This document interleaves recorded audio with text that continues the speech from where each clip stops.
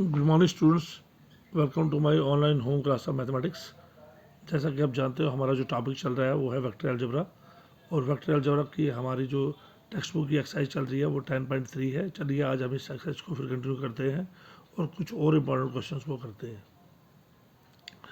Question number 5 है which is very very important. Show that each of the given 3 vectors is a unit vector.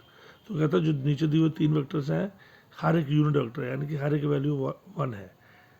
ऊंचे vector 1/7 2i plus 3j plus 6k, दूसरा 1/7 3i minus 6j plus 2k, और तीसरा 1/7 into 6i plus 2j minus 3k। ये तीनों हमने साबित करना है कि यूनिट वेक्टर है। यूनिट वेक्टर मीन्स इनका मैग्नीट्यूड 1 है, इनकी वैल्यू 1 है। And show that they are mutually perpendicular to each other, और ये भी शो करना है कि तीनों एक दूसरे के परपेंडिकुलर है। चलिए सबका नाम रखते हैं। Let A is equal to 1/7 2i plus 3j plus 6k। दूसरे का नाम रखेंगे vector B 1/7 3i minus 6j plus 2k। और तीसरे का नाम रखेंगे vector C 1/7 6i plus 2j minus 3k। चलिए अब ये तीनों तभी यूनिट वेक्टर होंगे अगर इन सबका मैग्नीट्यूड 1 होगा। तो चलिए पहले का मैग्नीट्यूड क्या करते हैं। मैग्नीट्यूड ऑफ ए क्या होगा। अगर हम 1/7 अंदर लें तो ये बन जाएगा 2/7, 3/7 और ये 6/7। सो मैग्नीट्यूड ऑफ ए होगा अंडर रूट ऑफ 2/7 का स्क्वायर प्लस 3/7 का स्क्वायर, क्योंकि 1/7 अंदर जाना है, प्लस 6/7 का स्क्वायर। वो होता है 7 का स्क्वायर करो, स्क्वायर रूट कैंसिल हो जाएगा, नीचे सबके 7 है, निचले वाले 7 का स्क्वायर करेंगे, स्क्वायर रूट कैंसिल, तो 1/7 बाहर आएगा। तो अंदर रहा 2 का स्क्वायर प्लस 3 का स्क्वायर प्लस 6 का स्क्वायर, 2 का स्क्वायर हो गया 4, 3 का स्क्वायर 9 और 6 का स्क्वायर 36। ये हो गया 1/7 इंटू अंडर रूट 49। 49 का जो रूट होता है वो होता है 7 का स्क्वायर, स्क्वायर रूट कैंसिल तो आ गया 7, तो 1/7 इंटू 7 हो गया 1। तो इसकी वैल्यू 1 है, वेक्टर ए की वैल्यू 1 निकली, तो ये यूनिट वेक्टर है। सिमिलरली इसी तरह वेक्टर बी का हमने मैग्नीट्यूड ढूंढा, तो वेक्टर बी का मैग्नीट्यूड है 3/7 माइनस 6/7 और 2/7।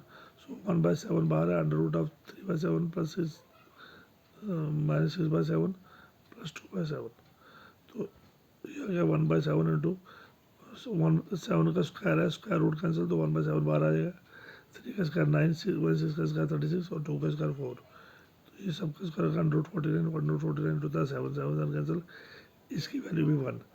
तो इसी वेक्टर ए की वैल्यू भी 1 है, ये भी यूनिट वेक्टर है। बी की वैल्यू भी चूंकि 1 निकली तो ये भी यूनिट वेक्टर है। सिमिलरली सी की वैल्यू निकलोगे वो भी 1 आएगी, तो वो भी एक यूनिट वेक्टर है। तो क्योंकि वेक्टर ए, वेक्टर बी और वेक्टर सी तीनों बराबर हैं और तीनों की वैल्यू 1 है, इसलिए तीनों यूनिट वेक्टर है। Since vector A equal to vector B vector C, तीनों की वैल्यू क्या आई 1, therefore A B C are unit vectors, इसलिए ये तीनों यूनिट वेक्टर्स हैं। अब हमने साबित करना है कि तीनों एक दूसरे के परपेंडिकुलर है। चलिए उसके लिए हम डॉट प्रोडक्ट का फार्मूला लेंगे। Now a dot b is equal to 1/7, a dot b is equal to 1/7 into vector a dot b is equal to a के बदले गया 1/7 2i plus 3j plus 6k into b के बदले 1/7 into 3i minus 6j plus 2k। 1/7 into 1/7 into ये हो गया vector a into 1/7 into ये हो गया वेक्टर b।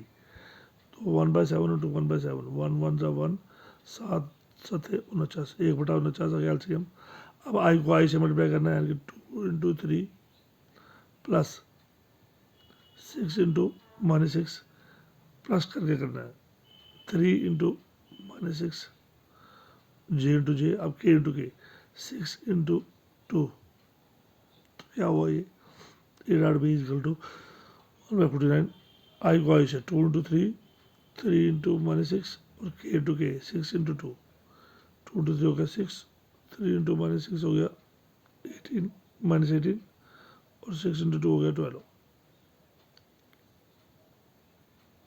12 6 18, 18 माइनस 18 हो गया 0। तो ए डॉट बी हो गया 1/49 इंटू 0, कितना हो गया 0। So A dot B equal to 1/49 into 0, 1/49 into 0 होता है 0।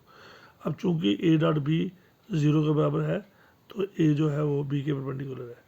इसी तरह हमने बी डॉट सी निकाला, बी डॉट सी निकाला तो देखिए 1/7 ये बी है और 1/7 के बाद ये सी है, तो 1/7 इंटू 1/7 हो गया 1/49, और ये हो गया 3 इंटू 6 माइनस 6 इंटू 2, ये हो गया 2 इंटू माइनस 3, ये आ गया 18 माइनस 12 माइनस 6 1/14 इंटू 18 माइनस 18 हो गया 0, 1/49 इंटू 0 हो गया 0। तो बी डॉट सी भी 0 आया, it means B is perpendicular to C. जिस तरह ए डॉट बी 0 है तो ए बी के परपेंडिकुलर है, बी डॉट सी 0 है तो बी सी के परपेंडिकुलर है। इसी तरह सी डॉट ए भी 0 के बराबर होगा और सी ए के परपेंडिकुलर होगा। इट मीन्स ये तीनों एक दूसरे के परपेंडिकुलर है। Since A B C are mutually perpendicular to this shows, क्योंकि ए बी के परपेंडिकुलर है, बी सी के है, सी ए के है, तो it means A vector B और vector C are mutually perpendicular to each other. चलिए एक और इंपॉर्टेंट क्वेश्चन लेते हैं। Find magnitude A and magnitude B if magnitude of A plus B dot magnitude A minus find magnitude of a and magnitude b if vector a plus vector b dot into vector a minus vector b is equal to 8 and magnitude of 8 a is equal to 8 magnitude of b और magnitude of a जो है वो 8 times magnitude of b के बराबर है। तो हमने magnitude of a और magnitude b को ढूंढना है। सोल्यूशन क्या है, हमें दिया क्या है, vector a plus vector b product vector a minus vector b is equal to 8 ये दिया है। Also magnitude of vector A हो गया 8 times vector magnitude of B, magnitude of vector A is equal to 8 times magnitude of vector B. We have to find, हमने क्या ढूंढना है, magnitude of ए और मैग्नीट्यूड ऑफ बी को हमने ढूंढना है। अब इक्वेशन नंबर 1 को हम लेते हैं from equation number 1 vector A plus vector B dot vector A minus vector B is equal to 8।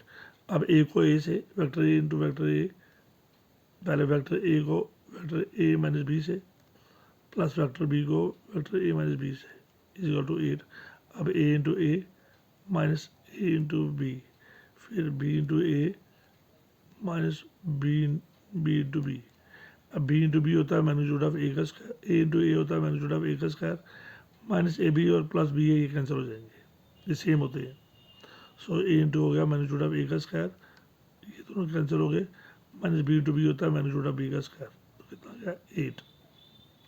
But लेकिन मैग्नीट्यूड ऑफ ए की वैल्यू कितनी दी है 8b, मैग्नीट्यूड ऑफ ए की वैल्यू दी है 8b, तो डालिए इसकी वैल्यू 8b।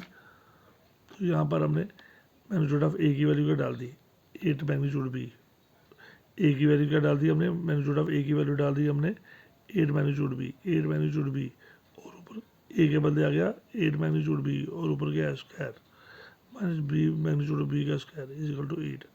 अब 8 का स्क्वायर करेंगे तो 64, साथ में क्या आएगा मैग्नीट्यूड ऑफ बी का square minus magnitude of B का स्क्वायर इज इक्वल टू 8।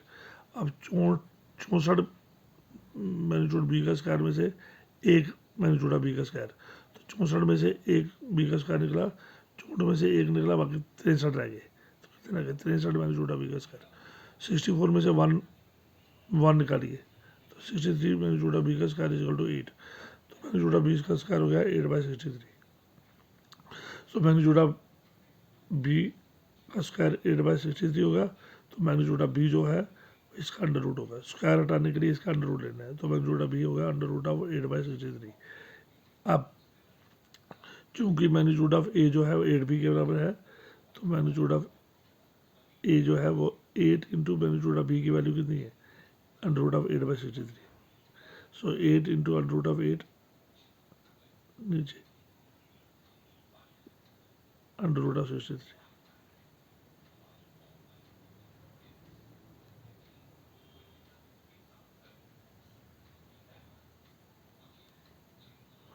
सो ये 8 into under root of 8 by under root of 63, ये है मैग्नीट्यूड ऑफ ए की वैल्यू। और बी की क्या निकली, मैग्नीट्यूड ऑफ बी स्क्वायर होता है 8/63, तो मैग्नीट्यूड ऑफ बी स्क्वायर हटाने के लिए उसका रूट लेना पड़ेगा, तो अंडर रूट ऑफ 8/63। और मैग्नीट्यूड ऑफ ए की वैल्यू क्या निकली 8√8, ये 8 टाइम्स है, मैग्नीट्यूड ऑफ ए जो है 8 टाइम्स बी है, सो 8 टाइम्स बी, और बी की वैल्यू है under root of 863, under root of 8/63। So ऊपर मल्टीप्लाई करो 8 इंटू अंडर रूट 8, नीचे आएगा root of 63। So this is the value of magnitude of A. चलिए एक इंपॉर्टेंट क्वेश्चन लेते हैं। Evaluate the product 3a minus 5b dot 2a plus 7b, इनका dot product निकालिए। वो यह प्रोडक्ट कौन सा प्रोडक्ट है हमारे पास 3a minus 5b product 2a plus 7b dot. चलिए पहले 3a को इन दोनों से मल्टीप्लाई कीजिए, 3a into 2a plus 7b minus 5b को इन दोनों से 2a प्लस 7b, तो क्या आया 3a इंटू 2a हो गया 3 2 6 vector A into vector A plus 3 7 21 vector A into vector B minus 5 into 2 हो गया 10 vector B into vector A, ये माइनस प्लस हो गया minus 5 7 35 vector B into vector B. तो 6 के साथ vector into vector A into vector A होता है मैग्नीट्यूड ऑफ वेक्टर ए का स्क्वायर। 6 के साथ हो गया मैग्नीट्यूड ऑफ वेक्टर ए का square plus 21 A dot B में से 10 B dot A dot B और बी डॉट ए हमेशा इक्वल होते हैं, तो 21 में से 10 निकालो, A dot B is always equal to B dot A, ये सेम होते हैं। सो 21 में से 10 निकालो, बाकी कितने रह गए 11 A dot B minus 35 B dot B का स्क्वायर होता है मैग्नीट्यूड ऑफ बी का स्क्वायर। जिस तरह ए डॉट ए होता है मैग्नीट्यूड ऑफ ए का स्क्वायर, इसी तरह बी डॉट बी होता है मैग्नीट्यूड ऑफ बी का square. So this is the solution. चलिए एक लास्ट क्वेश्चन लेते हैं। Find the magnitude of two vectors A and B having the same magnitude and such that the angle between them is 60 degree and their scalar product is 1/2। तो हमने दो vectors A और B का magnitude ढूंढना है जिनका magnitude equal है, साथ में उन उन दोनों के बीच में जो एंगल है वो 60 डिग्री है और उनका स्केलर प्रोडक्ट 1/2 है। तो यही क्वेश्चन है which is very very important question from examination point of view. Solution, we have vector A and vector B, हमें दो वेक्टर्स दिए हैं। चलिए angle between A and B theta is equal to 60 degree. So angle between them theta कितने degree है, हमारे पास दो वेक्टर हैं, we have vectors A and B, हमें दिया क्या है we have vectors A and B and angle between them theta is equal to 60 degree. जो एंगल उनके बीच में है थीटा जिसको हम कहते हैं वो 60 डिग्री है। आल्सो दोनों का स्केलर प्रोडक्ट जो है 1/2 है, यानी कि ए डॉट बी जो है 1/2 है। स्केलर प्रोडक्ट क्या होता है A dot B. So A dot B जो स्केलर प्रोडक्ट है वो किसके बराबर है 1/2 एंड दोनों का मैग्नीट्यूड इक्वल है, magnitude of A is equal to magnitude of B, magnitude of A is equal to magnitude of B. और हमने ढूंढना क्या है, मैग्नीट्यूड ऑफ ए भी ढूंढना है और मैग्नीट्यूड ऑफ बी भी ढूंढना है and here magnitude of A and magnitude of B दोनों को हमने फाइंड करना है। We know scalar product A dot B किसके बराबर होता है, we know scalar product A dot B किसके बराबर होता है, A dot B is equal to magnitude of A into magnitude of B into cos of theta. A dot B is equal to magnitude of A into magnitude of B into cos of theta. अब A dot B की value कितनी दी है, A dot B की value दे दी है 1/2। Magnitude of ए जो है किसके बराबर है, मैग्नीट्यूड ऑफ बी के बराबर है। तो ए के बदले भी हम बी लिख सकते हैं, तो मैग्नीट्यूड ऑफ ए के बदले भी हम क्या लिख सकते हैं, क्योंकि ए और बी इक्वल है तो मैग्नीट्यूड ऑफ ए के बदले भी मैग्नीट्यूड ऑफ बी लिखा और बी के बदले भी बी लिखा। और कॉस ऑफ एंगल थीटा कितना दिख रहा है हमारी 60 डिग्री।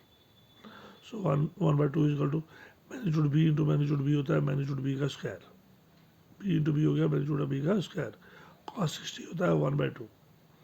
अब ये 1 वही रहा is equal to magnitude of B का स्क्वायर इंटू 1/2 और ये 2 यहाँ से क्रॉस हो गया, तो 1/2 के पास चला गया, 2 क्रॉस हो गया। जब 2 क्रॉस होकर पास के पास चला गया 2 और 2 कैंसिल हो गए, तो क्या रहा,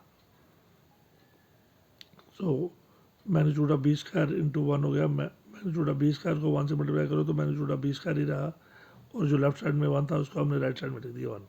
so magnitude of B square is equal to 1 है, तो मैग्नीट्यूड ऑफ बी भी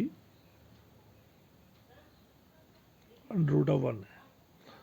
तो मैग्नीट्यूड ऑफ बी स्क्वायर अगर 1 है तो मैग्नीट्यूड ऑफ बी जो है स्क्वायर हटाने के लिए इसका रूट लेना पड़ेगा, और अंडर रूट 1 भी रूट 1 जो है वो 1 ही होता है। सो मैग्नीट्यूड ऑफ बी की वैल्यू क्या निकली 1। अब ए और बी निकले हैं, अगर बी 1 है तो ए भी 1 है। Since magnitude of A is equal to magnitude of B, अब मैग्नीट्यूड ऑफ बी अगर 1 है, अब उसने शुरू में कहा है मैग्नीट्यूड ए और बी इक्वल है, और अगर मैग्नीट्यूड ऑफ बी आपका 1 है तो मैग्नीट्यूड ऑफ ए और बी इक्वल है, तो ए भी आपका 1 है। तो it means magnitude A is equal to magnitude B is equal to 1। So क्योंकि मैग्नीट्यूड ऑफ बी की वैल्यू 1 है, ए और बी इक्वल है, इसलिए मैग्नीट्यूड ऑफ ए की वैल्यू भी 1 है। So A is equal to B is equal to 1। So magnitude of A भी 1 है और मैग्नीट्यूड ऑफ बी भी 1 है।